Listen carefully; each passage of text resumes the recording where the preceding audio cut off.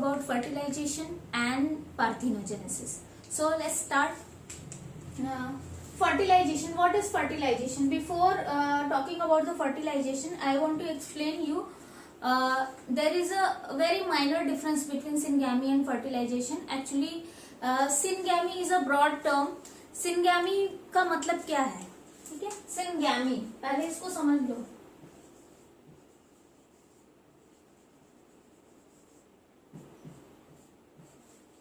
syngamy का मतलब होता है फ्यूजन ऑफ टू गैमेट्स. ठीक है, syngamy का क्या मतलब होता है? Fusion of two gametes.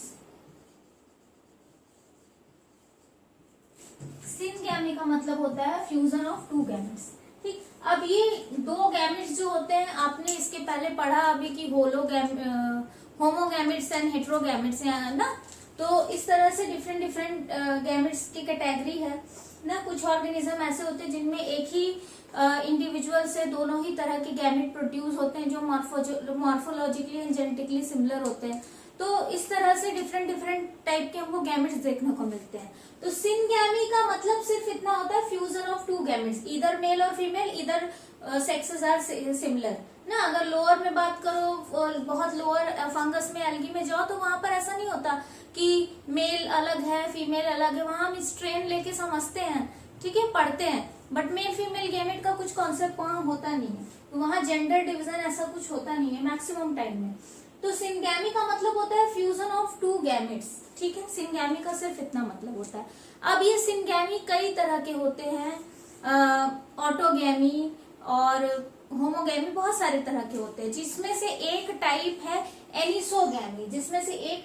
Anisogamy, जिसको हम पढ़ेंगे आपके आने वाले नेक्स्ट चैप्टर में ना. ये जो भी ह्यूमंस में या प्लांट्स में हमको जो टाइप ऑफ syngamy देखने को मिलता है, यानी type of fusion of gametes देखने को मिलता है, वो एनिसोगैमी टाइप का होता है. और इसी एनिसोगैमी को हम फर्टिलाइजेशन बोलते हैं कॉमन लैंग्वेज में. और हम लोग मिसअंडरस्टूड कर जाते हैं कि फर्टिलाइजेशन और syngamy हम इंटरचेंजेबली दोनों वर्ड यूज तो कर देते हैं, but there is a very minor difference. syngamy का मतलब होता है fusion of two gamete, fertilization में भी फ्यूजन ऑफ टू गैमेट्स होता है.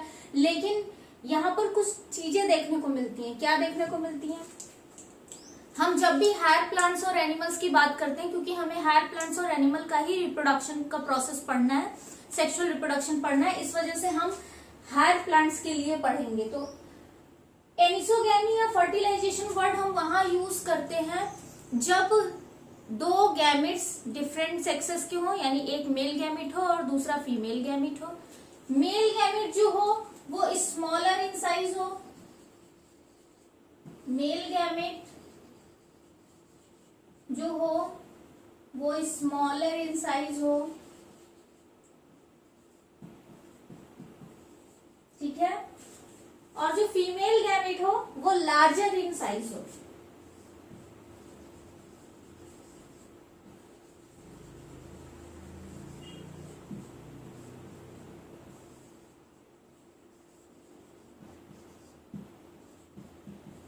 ठीक है, पहली बात तो ये कि मेल गैमेट जो है वो साइज में छोटा होना चाहिए और फीमेल गैमेट जो है वो साइज में बड़ा होना चाहिए.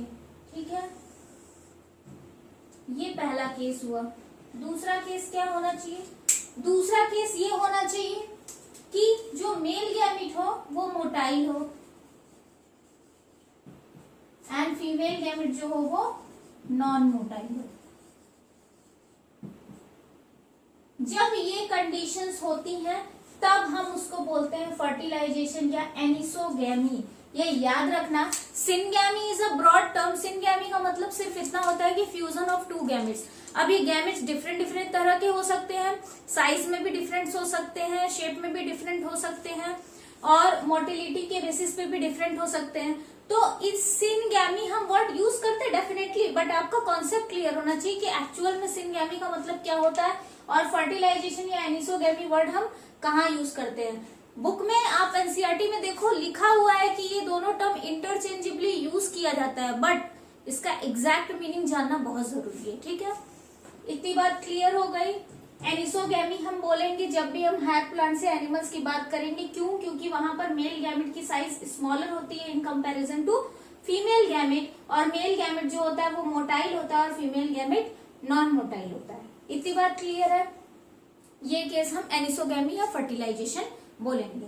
ठीक, अब यहाँ पर हमको एक क्वेश्चन आता है एनसीईआरटी से, what would happen if syngamy does not occur?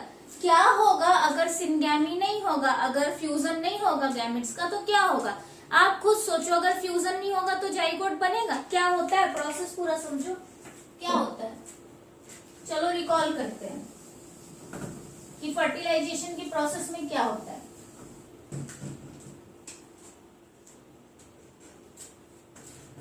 Male gamete होता है, ठीक, और फीमेल गैमेट होता है।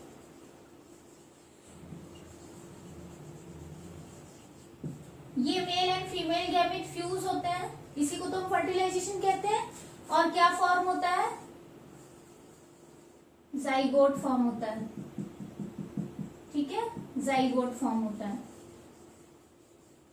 और ये जाइगोट फर्दर माइटोटिक डिवीजन करेगा और एक कंप्लीट इंडिविजुअल बनाएगा, ठीक है, न्यू ऑफस्प्रिंग।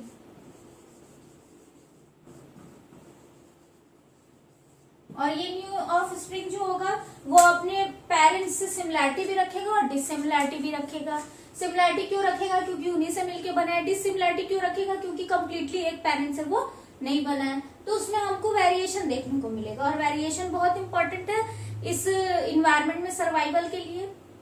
और ये बात आपको इवोल्यूशन वाले चैप्टर में बहुत क्लियर हो जाएगी कि क्यों वेरिएशन इंपॉर्टेंट है सर्वाइवल के लिए।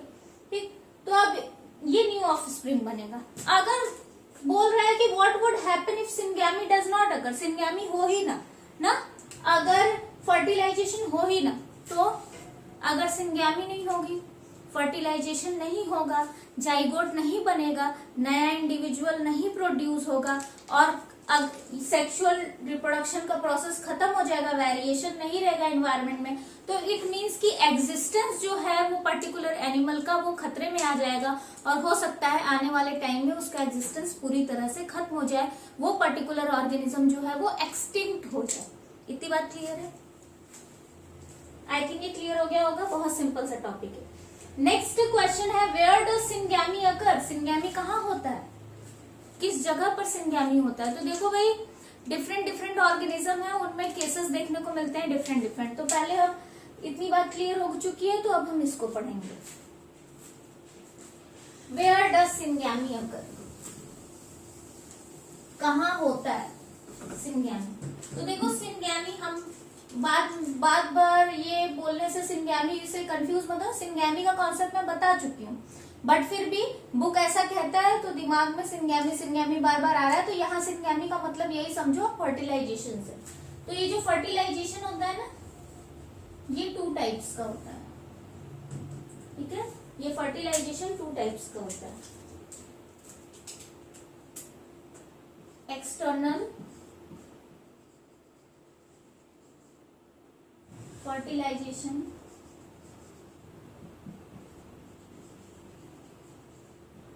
And internal fertilization.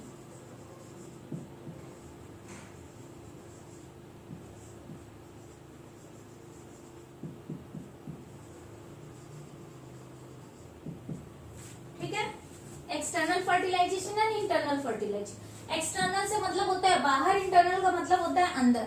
External fertilisation, बहुत सारे ऐसे लोअर ऑर्गेनिज्म हैं या बहुत सारे ऐसे आपको एक्वेटिक एनिमल्स देखने को मिलेंगे, जैसे कि हम फिशेस की बात कर लें, एम्फीबियंस की बात कर लें, तो उनमें क्या होता है, उनमें जो मेल एंड फीमेल गैमेट्स होते हैं वो वाटर में फ्यूज होते हैं, ठीक है, वो अपने गैमेट्स को वाटर में रिलीज करते हैं और वाटर में ही उनका फ्यूजन होता है, तो इसलिए उसको हम बोलते हैं एक्सटर्नल फर्टिलाइजेशन। जब भी फर्टिलाइजेशन जो है वो बॉडी से बाहर होगा तो हम उसको एक्सटर्नल फर्टिलाइजेशन कहेंगे, और जब फर्टिलाइजेशन बॉडी के अंदर होगा, जैसे कि आप देखते हो हायर प्लांट्स एंड एनिमल्स में, जैसे कि प्लांट्स में भी स्टिग्मा पर पॉलन आता है, फिर वहां से जर्मिनेशन होता है पॉलन का, एंड देन स्पर्म सेल बनते हैं, और ओवरी के अंदर यानी प्लांट बॉडी के अंदर जाके फर्टिलाइजेशन होता है। ठीक, वही एनिमल्स में बात करें, हायर एनिमल्स में जैसे ह्यूमंस में भी जो मेल अपना सीमेन होता है वो इजैकुलेट करता है फीमेल की वेजाइना में, यानी रिप्रोडक्टिव ट्रैक्ट में, यानी वहां पर भी जो फर्टिलाइजेशन होगा वो इंटरनल होगा। तो बॉडी के अंदर जब फर्टिलाइजेशन हो, फ्यूजन हो गैमेट्स का, तो उसको इंटरनल फर्टिलाइजेशन कहेंगे। जब बॉडी के बाहर हो, ज्यादातर बॉडी के बाहर जब बात करते हैं तो जो मीडियम होता है बॉडी के बाहर वो होता है वाटर। ठीक है, वाटर मीडियम होता है जहां पर फर्टिलाइजेशन होता है। अब ये कहाँ पर होता है, एग्जाम्पल देख लो एक्सटर्नल फर्टिलाइजेशन, तो हमको ये देखने को मिलता है फिशेस में एंड एम्फीबियंस में, यानी फ्रॉग्स वगैरह में। वहीं हम इंटरनल फर्टिलाइजेशन की बात करेंगे तो हायर प्लांट्स,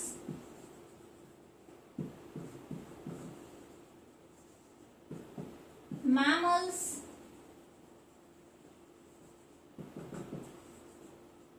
ठीक है, इनमें हमको इंटरनल फर्टिलाइजेशन देखने को मिलता है। तो ये बात क्लियर हो गई। वेयर डज सिनगैमी अकर कहाँ पर होता है भाई, दो जगह हो सकता है, या तो बॉडी के बाहर हो सकता है या तो बॉडी के अंदर हो सकता है। ठीक है, इतनी बात क्लियर है। अब इस एक्चुअली में इस वीडियो का मेन टॉपिक हम लोग पढ़ेंगे जिसको बोलते हैं पार्थिनोजेनेसिस। इसको मैं थोड़ा सा डिटेल आपको पढ़ाऊंगी ताकि आपको कॉन्सेप्ट क्लियर हो जाए। ओके, नेक्स्ट बात करते हैं पार्थिनोजेनेसिस की। पार्थिनोजेनेसिस क्या है, वर्ड से समझते हैं। पार्थिनोस का मतलब होता है वर्जिन एंड जेनेसिस का मतलब होता है बर्थ। वर्जिन का मतलब होता है जो इंडिविजुअल कभी भी पहले सेक्सुअल कांटेक्ट में ना आया हो। तो इस वर्ड से एक्चुअली एग्जैक्ट मीनिंग तो ये नहीं होता, बट अगर एक सेंस निकालोगे तो यही होता है कि वर्जिन बर्थ, वर्जिन है इट मीन्स कि कभी भी उसने सेक्सुअल कांटेक्ट में नहीं आई, फिजिकल कांटेक्ट में नहीं आया वो ऑर्गेनिज्म, और फिजिकल कांटेक्ट में नहीं आया इसका मतलब उसकी बॉडी में स्पर्म कभी आया ही नहीं, और जब स्पर्म उसकी बॉडी में आया ही नहीं तो क्या वो नए इंडिविजुअल प्रोड्यूस कर पाएगा बिना सेक्सुअल रिप्रोडक्शन किए? उसके एग से ही क्या कोई नया इंडिविजुअल प्रोड्यूस हो पाएगा?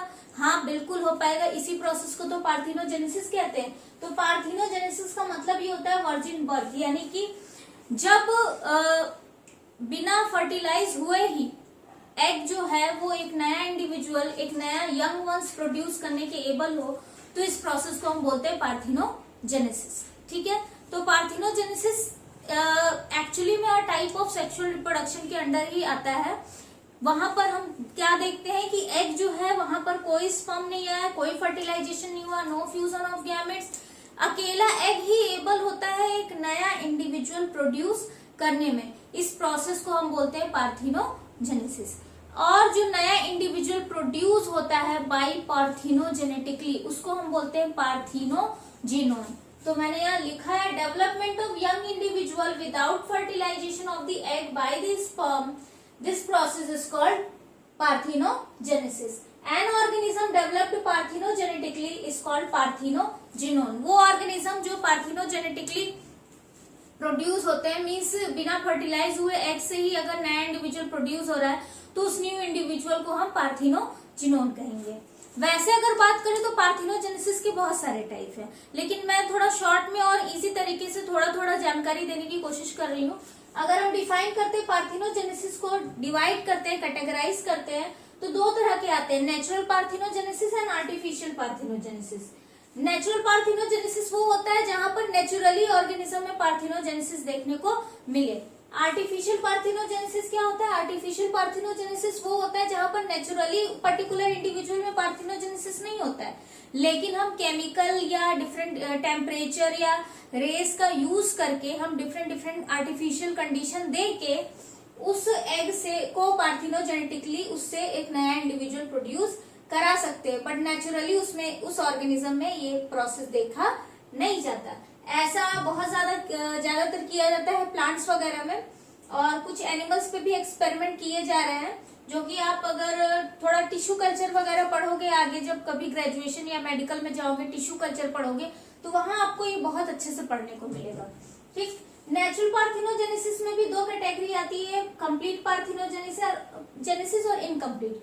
कंप्लीट पार्थिनोजेनेसिस हमको वहां देखने को मिलता है बेटा कि जहां पर कोई ऑर्गेनिज्म है, बहुत सारे ऐसे ऑर्गेनिज्म है जिसमें सिर्फ एक ही इंडिविजुअल होता है, कोई मेल नहीं होता, यानी सिर्फ फीमेल ही होती है, वो एग प्रोड्यूस करती है और वो एग अपने आप जो होते हैं, अपने आप नहीं इन द सेंस की पार्थिनोजेनेटिकली वो यंग वंस को प्रोड्यूस करते हैं। इट मीन्स कि वहां पर कोई मेल है ही नहीं। जब मेल है ही नहीं तो जाहिर सी बात है फर्टिलाइजेशन का कोई चांस ही नहीं है, सिर्फ पार्थिनोजेनेसिस ही होगा वहां पर। इनकम्प्लीट पार्थिनोजेनेसिस वहां देखने को मिलता है कि ऐसे इंडिविजुअल जो जिनके पास मेल पार्टनर है, मतलब वो फर्टिलाइजेशन के थ्रू भी अपने नए इंडिविजुअल प्रोड्यूस करते हैं और बिना फर्टिलाइजेशन के डायरेक्ट एग से भी नए इंडिविजुअल प्रोड्यूस होते हैं। और इनमें ये प्रोसेस थोड़ा अल्टरनेट करके देखने को मिलता है। मैं थोड़ा थोड़ा सबके डेफिनेशन यहाँ बोर्ड पे लिखवा दे रही हूँ ताकि आप एक कॉमन दिमाग में याद रहे, ठीक है। चलो इसको मैं इरेज करके लिखवाती हूँ। हाँ, तो अब कुछ डेफिनेशंस जो मैं बोल रही थी कि उनको समझ लेना है, तो एक बार उसको मैं एक्सप्लेन कर देती हूँ। डेफिनेशंस आप इसका स्क्रीनशॉट ले लेना, वो ज्यादा बेटर होगा। तो नेचुरल पार्थिनोजेनेसिस मैंने बताया था कि वो होता है जहां पर नेचुरली देखने को मिलता है, ठीक है। In certain animals the parthenogenesis occurs regularly, constantly and naturally in their life cycle and is known as natural parthenogenesis. ऐसे ऑर्गेनिज्म बहुत सारे हैं जहां पर हमको नेचुरली पार्थिनोजेनेसिस रेगुलर बेसिस पे कॉन्स्टेंटली देखने को मिलता है ना, नेचुरली अकर होता है उनको, उनमें हम उस तरह के पार्थिनोजेनेसिस को हम बोलते हैं नेचुरल पार्थिनोजेनेसिस। इसमें दो कैटेगराइजेशन हो जाते हैं, complete and incomplete. Complete parthenogenesis मैंने बोला था कुछ ऑर्गेनिज्म में होता है, जैसे कुछ इंसेक्ट्स हैं जहां पर कोई सेक्सुअल फेज नहीं होता क्योंकि उनमें कोई मेल ही नहीं होता, और जब मेल नहीं है तो कोई भी फ्यूजन का प्रोसेस होगा ही नहीं, क्योंकि फ्यूजन के लिए एक दूसरा गैमेट होना जरूरी है जो कि मेल देता है, तो मेल है ही नहीं उनमें, तो कोई फ्यूजन होगा ही नहीं, मतलब बचा सिर्फ एग।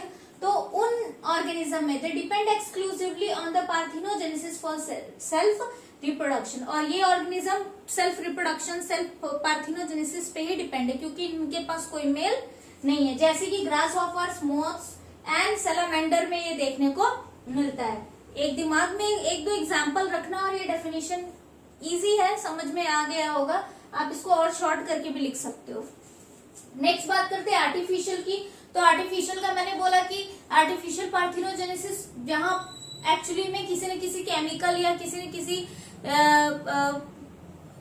यूवी रेज या टेम्परेचर, इन सब का यूज करके हम नॉर्मल इंडिविजुअल जो सेक्सुअली रिप्रोड्यूस करता है, बेसिकली गैमेट्स का फ्यूजन होता है उसमें, लेकिन अगर उनमें हमको करना है, उनमें नॉर्मली नहीं देखा जाता है, नेचुरली नहीं होता, लेकिन हम जबरदस्ती उसको कराएंगे, उसको हम कहेंगे artificial. The eggs which always develop into young individual by the fertilization, वो एग्स जो हमेशा फर्टिलाइजेशन के प्रोसेस के थ्रू नया इंडिविजुअल ग्रो करते हैं।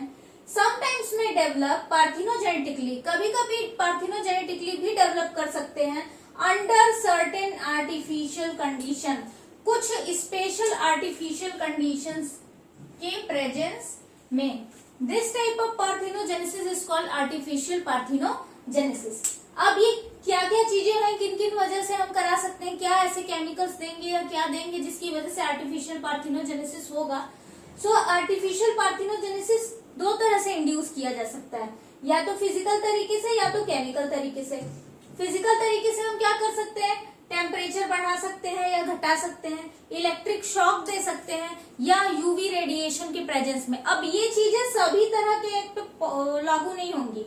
डिफरेंट स्पीसीज, डिफरेंट ऑर्गेनिज्म का जो एग होता है वो डिफरेंट कंडीशन में पार्थिनोजेनेटिकली नया इंडिविजुअल प्रोड्यूस करता है, ठीक है। केमिकल्स की बात करें तो बहुत सारे केमिकल्स है, जिसमें से कुछ मैंने यहाँ लिखे हैं, जैसे क्लोरोफॉर्म, यूरिया एंड सुक्रोज का सॉल्यूशन, और कुछ फैट सॉल्वेंट जैसे टॉलुइन होता है, ईथर होता है, अल्कोहल होता है, इन सब के प्रेजेंस में भी हम आर्टिफिशियल पार्थिनोजेनेसिस करा सकते हैं। यानी कि कोई ऐसा है कि ज्यादातर आपको प्लांट में देखने को मिलेगा, प्लांट में पार्थिनोजेनेटिक क्रॉप प्रोड्यूस किया जाता है क्योंकि वो इजी होते हैं और जल्दी ग्रो कर जाते हैं। और सीड वगैरह कुछ ऐसे होते हैं जहां पर सीड उनका हार्मफुल होता है, तो हम उस सीड को हटा सकते हैं, क्योंकि सीड तभी बनता है जब फर्टिलाइजेशन होता है। तो ऐसे केसेस में हम सीड को अगर पार्थिनोजेनेटिकली प्रोड्यूस होगा तो सीड तो होगा ही नहीं। तो इस तरीके से हमारे पास काफी ज्यादा एडवांटेज आ जाते हैं प्लांट्स की केसेस में, स्पेशली। एनिमल्स में भी कहीं कहीं पर किया जाता है, बट उतना आपको इधर इतना डिटेल आपके सिलेबस में है नहीं और इतना पढ़ना नहीं। फिलहाल में मैंने आपको काफी बता दिया है, ठीक। तो उसमें एग्जाम्पल हम लेंगे हनी बी का। इनकम्प्लीट पार्थिनोजेनेसिस में हम एग्जाम्पल लेंगे हनी बी का। मैं आपको हनी बी का थोड़ा सा समझाती हूँ। हनी बी का ही क्यों, क्योंकि आगे जब आपका क्लास चैप्टर आप पढ़ते जाओगे तो आप में प्लांट ब्रीडिंग आएगा, जहां पर हनी बी का थोड़ा सा डिस्कस किया है। तो आप अगर हनी बी का समझे रहोगे तो वहां पर आपको हनी बी के बारे में समझना भी आसान हो जाएगा। अदरवाइज क्लास 11th में आई थिंक सो आपने पढ़ा होगा, आपके टीचर्स ने पढ़ाया होगा। ठीक है, तो आगे पढ़ते हैं हनी बी में पार्थिनोजेनेसिस। हनी बी की बात करते हो तो हनी बी में हमको पॉलीमॉर्फिज्म देखने को मिलता है, मतलब कि एक ही इंडिविजुअल, एक ही घर में 3 तरह के हमको हनी बीज देखने को मिलेंगे। ठीक है, वो तीन तरह के जो हनी बीज होते हैं वो क्या होते हैं? फर्स्ट होता है हमारा queen B,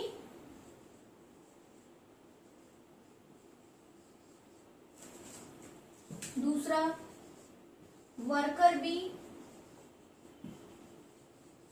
and third is drones. ठीक है, क्वीन बी की अगर बात करते हैं तो क्वीन बी जो होती है वो होती है हमारी फीमेल। ठीक है, क्वीन बी जो होती है वो फीमेल होती है और फर्टाइल होती है, यानी कि ये एग प्रोड्यूस करती है।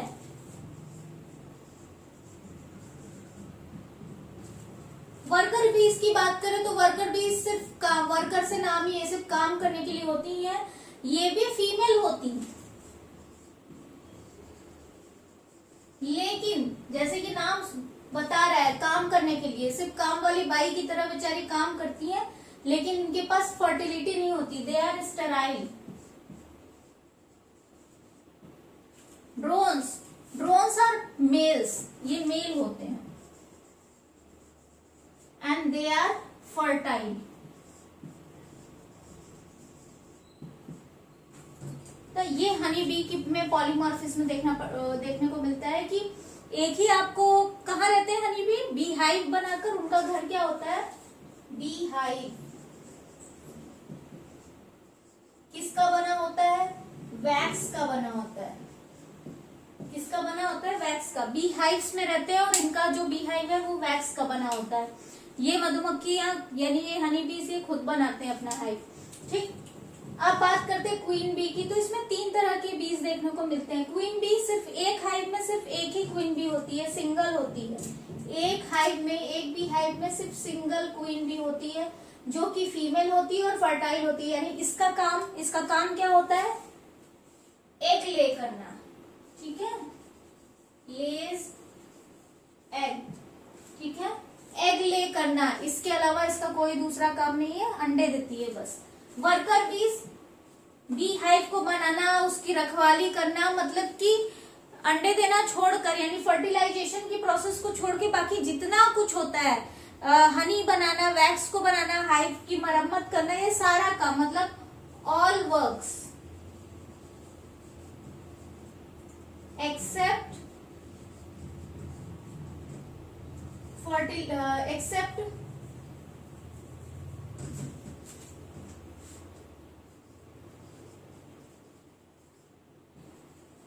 सेक्सुअल कांटेक्ट, और हम बोल सकते हैं लेइंग एग्स।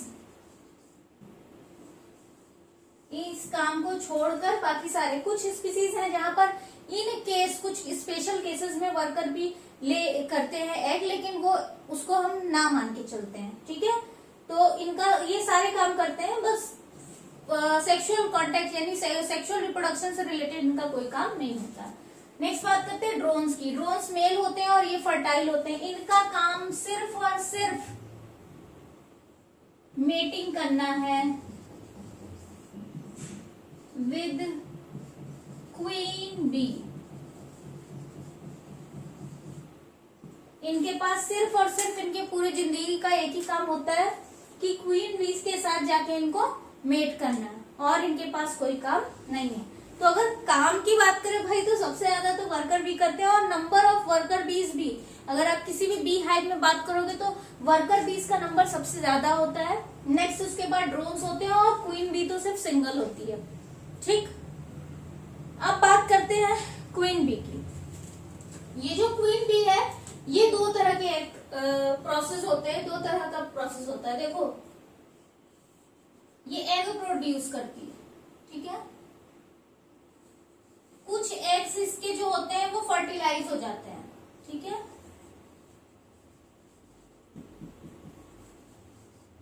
कुछ एग्स इसके फर्टिलाइज हो जाते हैं, जो एग्स इसके फर्टिलाइज हो जाते हैं वो फीमेल प्रोड्यूस करती है, और जो इसके एग्स अनफर्टिलाइज होते हैं यानी फर्टिलाइज नहीं होते हैं वो मेल प्रोड्यूस करते हैं। अब मेल कौन है? ये मेल है? नहीं। ये मेल है? नहीं। मेल कौन है? ड्रोन, यानी कि मेल मतलब ड्रोन का फॉर्मेशन होगा।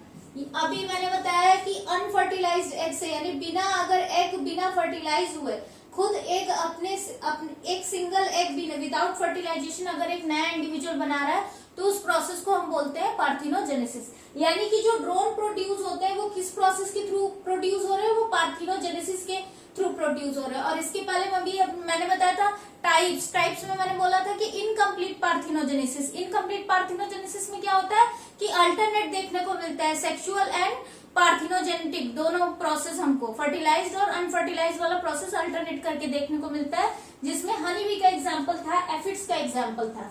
तो यहाँ पर ये चीज देखने को मिलती है, यानी ये कौन से टाइप का पार्थिनोजेनेसिस है? Incomplete type of parthenogenesis. अब ये जो फर्टिलाइज्ड एग है इससे फीमेल बनते हैं, और फीमेल तो हमको दो देखने को मिल रहे हैं, क्वीन बी और वर्कर बी। तो देखो क्वीन बी कब बनते हैं और वर्कर बी कब बनते हैं? अगर ये जो फर्टिलाइज्ड एग है, इस फर्टिलाइज्ड एग को रॉयल जेली खिलाई जाए, ठीक है, जब तक ये हैच होकर इसमें से क्वीन बी ना निकल जाए, सॉरी इसमें से बीज ना निकल जाए हैच होकर, तब तक उसको अगर रॉयल जेली खिलाई जाए तो बनेगा हमारा क्वीन बी, ठीक। और अगर शुरुआत के सिर्फ 2-3 दिन ही उसको रॉयल जेली खिलाया जाए तो वो क्या बनेगी? हमारी वर्कर बी।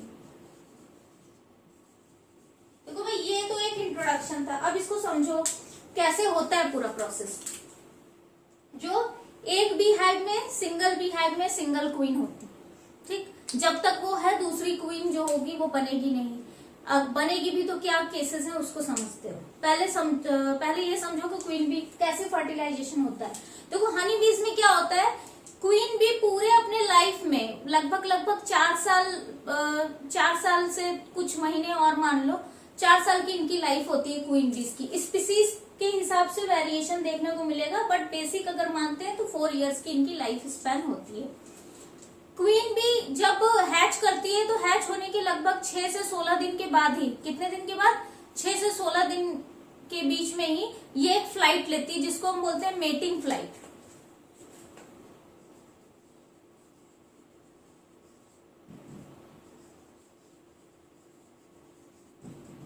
क्वीन बी क्या करेगी? मेटिंग फ्लाइट लेगी, ठीक। ये क्वीन बी मेटिंग फ्लाइट लेगी, यानी कि उड़ेगी, हाइव को छोड़ के उड़ेगी। पूरे टाइम में बस एक ही बार उड़ती है भाई, हाइव को छोड़ के ये मेटिंग फ्लाइट लेगी। और जब जैसे ही उड़ती है ड्रोन सारे वेट करते रहते हैं कि अब क्वीन उड़ेगी, अब क्वीन उड़ेगी, ठीक है। जैसे ही वो फ्लाइट लेती है वैसे ही हजारों ड्रोन्स उसके चारों तरफ एकदम घूमते रहते हैं। बीच में क्वीन भी होगी, उसके चारों तरफ हजारों ड्रोन्स घूमते रहते हैं। क्यों? मेटिंग करने के लिए, ठीक है। यानी कि इनमें जो मेटिंग का प्रोसेस होता है, सेक्सुअल रिप्रोडक्शन यानी कि जो गैमेट ट्रांसफर होता है वो हवा में होता है। हवा में उड़ते उड़ते वो गैमेट को ट्रांसफर करते हैं, ठीक है। तो क्वीन भी उड़ती रहती है, उसके पीछे आगे पीछे हजारों जो होते हैं वो ड्रोन्स उसके आगे पीछे भागते रहते हैं। उनमें से कुछ भाई क्या बोल सकते हैं, लकी बोल सकते हैं, लकी भी बोल सकते हैं, अनलकी भी बोल सकते हैं, क्योंकि ड्रोन्स के पूरे लाइफ इसीलिए है ही मेटिंग करने के लिए। और पूरी लाइफ में मेटिंग न कर पाए और मर जाए तो बेकार ही है इनका होने का। और मेटिंग होने के बाद भी अनलकी क्यों है? क्योंकि मेटिंग होने के तुरंत बाद इनकी डेथ हो जाती है, ठीक। सो होता क्या है कि जैसे ही क्वीन भी फ्लाइट लेती है हजारों लोग उसके चारों तरफ घूमते रहते हैं, जिसमें से कोई भी एक ड्रोन जो पॉसिबल हो पाया वो क्वीन बी तक पहुंचा। और एक टाइम पे सिर्फ एक ही ड्रोन क्वीन बी के साथ मेटिंग कर सकता है। एक के जाने के बाद भले दूसरा आ सके, लेकिन एक टाइम पर सिर्फ एक ही करता है। लगभग इस मेटिंग फ्लाइट 12 ड्रोन्स जो होते हैं वो क्वीन बी के साथ मेटिंग करते हैं। मेटिंग के टाइम क्या होता है कि यूं कुछ इस कंडीशन होती है, ये क्वीन बी है और उसके इस तरह से जो होता है वो ऊपर से जो ड्रोन होता है वो लग जाता है और अपने एंडोफेलस को रिलीज करता है, एंडोफेलस को अटैच कर देता है, इंसर्ट कर देता है क्वीन बी के पोस्टीरियर पोर्शन में, जिससे एंडोफेलस से सारा जो स्पर्म होता है वो क्वीन बी के अंदर इंसर्ट हो जाता है। धीरे धीरे वो उसको लेने लगती है। एंडोफेलस को रिलीज करने की वजह से ड्रोन की डेथ हो जाती है, यानी जैसे ही वो मेटिंग कर लिया अपने एंडोफेलस क्वीन बी में इंसर्ट कर दिया और वो नीचे गिर जाता है और मर जाता है। ठीक है, उसके बाद वो स्पर्म को क्या करेगी, क्वीन बी स्टोर करके रख लेगी अपने स्पर्माथिका में। उसके बाद फिर दूसरा ड्रोन, यानी ऐसे 4, 5, 10, 12 ड्रोन्स जो होंगे वो उसके साथ मेटिंग करेंगे और सबके स्पर्म्स को वो इकट्ठा कर करके अपने पास रख लेगी। मेटिंग होने के बाद क्वीन बी वापस अपने हाइव में आएगी और हाइव में अपने हेक्सागोनल सेल में रहेगी। ठीक है, हाइव के जो सेल होते हैं वो हेक्सागोनल सेल्स होते हैं ना, इस तरह से होते हैं हाइव, इस तरह से होता है बी हाइव। ठीक, तो इसके अपने सेल के अंदर आकर क्वीन बी रहेगी। देखो उस दिन जिस दिन मेटिंग हुई तुरंत वो कुछ तो फर्टिलाइज कर लेगी एग तुरंत अपने। ठीक है, बाकी जो उसके स्पर्म जितने भी उसने कलेक्ट किए हैं ना, वो सारे लगभग 100 मिलियन ऑफ स्पर्म, 100 मिलियन बहुत ज्यादा होता है, 100 मिलियन ऑफ स्पर्म को वो स्टोर करके अपने पास अपने स्पर्माथिका में रखी रहती है। बाद में धीरे धीरे रोज 1000, 500 रोज वो एग देती है। ठीक है, और फर्टिलाइज अपने स्पर्माथिका से स्पर्म निकाल के फर्टिलाइज करती रहती है। ये स्पर्म जो उसकी स्पर्माथिका में वो सेव करके रखती है इस सेल के अंदर, वो स्पर्म जो होते हैं वो लगभग 4 इयर्स तक सही सलामत रह सकते हैं। कितने साल तक? 4 इयर्स तक, यानी कि 4 इयर्स तक जो है वो एक क्वीन बी एग दे सकती है, फर्टिलाइज एग प्रोड्यूस कर सकती है।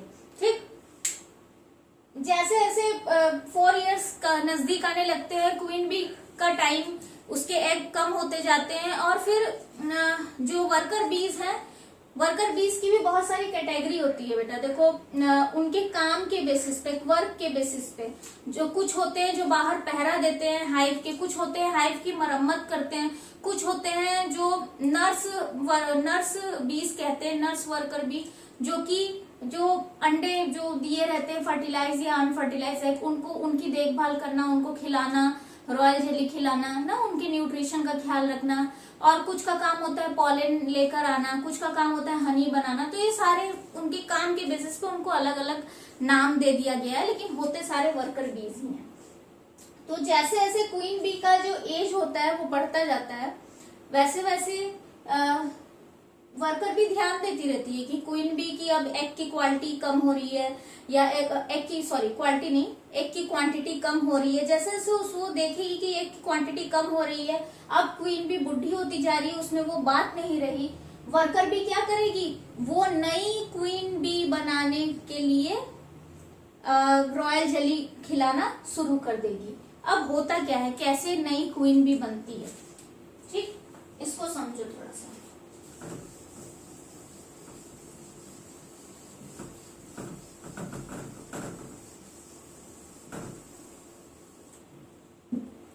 देखो होता क्या है, क्वीन बी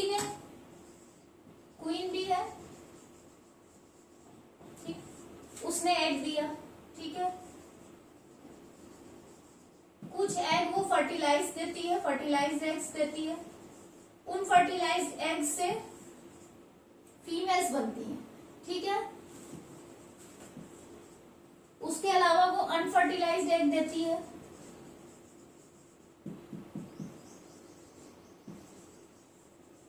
उनसे क्या बनते हैं, ड्रोन्स बनते हैं। यानी ड्रोन्स जो होते हैं वो हैप्लॉयड होते हैं,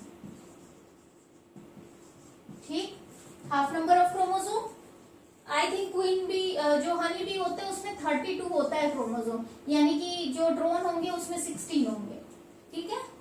और फर्टिलाइज एग है, इसका मतलब कि इसमें तो डिप्लॉयड सेल होगा, तो जो फर्टिलाइज एग से जो फीमेल्स बनेंगी यानी worker bee and queen bee, वो डिप्लॉयड नेचर की होंगी, यानी उनमें पूरा 32 क्रोमोसोम होगा।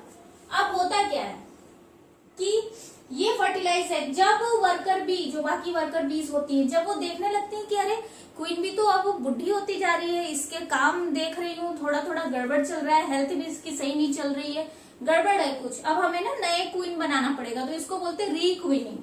क्या बोलते हैं? रीक्वीनिंग। नई क्वीन को स्टेबलाइज करना ना, स्टेबल करना या नई क्वीन को बनाना, प्रोड्यूस करना, तो ये रीक्वीनिंग स्टार्ट कर देंगे। ठीक है, क्या करेंगे? जो फर्टिलाइज एग अभी तक, अब देखो ये जो फर्टिलाइज एग है, मान लो ये फर्टिलाइज एग है दोनों, ठीक है, फीमेल बनेंगे इससे, इतनी बात क्लियर है। अगर इस फर्टिलाइज्ड एग को 16 डेज तक रॉयल जेली खिलाई जाए, ठीक है, 16 डेज तक रॉयल जेली खिलाया जाए, तो आफ्टर 16 डेज हमको क्या मिलेगी? क्वीन बी मिल जाएगी। और ऐसा सिर्फ एक ही एग के साथ किया जाएगा, क्योंकि एक हाइव में सिर्फ एक क्वीन बी रहती है। ठीक, अगर 16 डेज तक इसको रॉयल जेली खिलाई जाए तो इससे क्या निकलेगा? नई क्वीन बी मिल जाएगी। और जैसे ही नई क्वीन हैच करके निकल जाती है एग से, तो क्या होता है, जो पुरानी वाली क्वीन बी होती है ना, उसको वर्कर बी चारों तरफ उसको लपेट के मार डालती हैं उसको, ठीक है, उसको रखती नहीं है, मार डालती हैं। अब 16 डेज तक रॉयल जेली खिलाई जाए तो क्या बनेगा? Queen bee. यही फर्टिलाइज एग है, इसको सिर्फ 2 से 3 डेज तक रॉयल जेली खिलाई जाती है, ठीक है, 2 से 3 डेज तक रॉयल जेली खिलाई जाती है। वही रॉयल जेली इंपॉर्टेंट है न्यूट्रिशन के लिए। तो क्या बनेगा? हाँ, ये वर्कर बी। क्या बनेगा? Worker bee. सेम प्रोसेस यहाँ पर भी होता है, यहाँ पर भी सिर्फ 2 से 3 डेज तक ही, ड्रोन्स को भी 2 से 3 डेज तक रॉयल जेली खिलाई जाती है फॉर न्यूट्रिशनल पर्पस। ड्रोन्स कितने दिन में हैच होकर निकलता है? ड्रोन्स को हैच होकर निकलने में लगभग 24 डेज लग जाते हैं, ठीक है, कितने डेज लगेंगे? 24। और वर्कर बी को कितने लगेंगे? 21 days, I think so 21 days.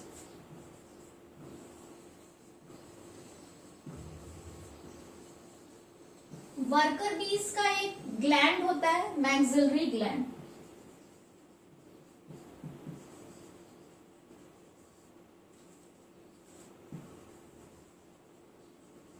इनकी मैक्सिलरी ग्लैंड से कुछ सीक्रीशंस होते हैं, उन्हीं सीक्रीशंस को हम बोलते हैं रॉयल जेली। उन्हीं सीक्रीशंस को हम बोलते हैं रॉयल जेली, ठीक है, न्यूट्रिशियस होते हैं। अब बात ये आती है कि फर्टिलाइज्ड एग से दोनों ही प्रोड्यूस होते हैं, क्वीन बी भी और वर्कर बी भी। ऐसा क्या हो जाता है कि वर्कर बी मतलब स्टेराइल हो जाती है? देखो कहीं कहीं पर ऐसा माना जाता है, कहीं कहीं ऐसी बुक्स में लिखा हुआ है कि रॉयल जेली नहीं, क्वीन बी जो होती है उसके अंदर से एक केमिकल सीक्रेट होता है जिसका नाम है अल्फा कीटो ग्लूटैरिक एसिड, ठीक है, अल्फा कीटो ग्लूटैरिक एसिड, जो कि क्वीन बी से रिलीज होता है। क्वीन बी इस केमिकल का सिक्रीशन करती है जिसकी वजह से बाकी जो वर्कर बीज होती हैं वो स्टेराइल हो जाती हैं। इसका मैं पुख्ता सबूत नहीं दे सकती, मैं एकदम 100% श्योर नहीं हूँ, बट ज्यादातर बुक्स में आप देखोगे तो ये बात कही गई है कि अल्फा कीटो ग्लूटैरिक एसिड रिलीज होता है क्वीन बी की बॉडी से, जिसकी वजह से जो है वो वर्कर बी स्टेराइल हो जाती है। आज के लिए इतना ही, अब आगे का पढ़ेंगे नेक्स्ट वीडियो में।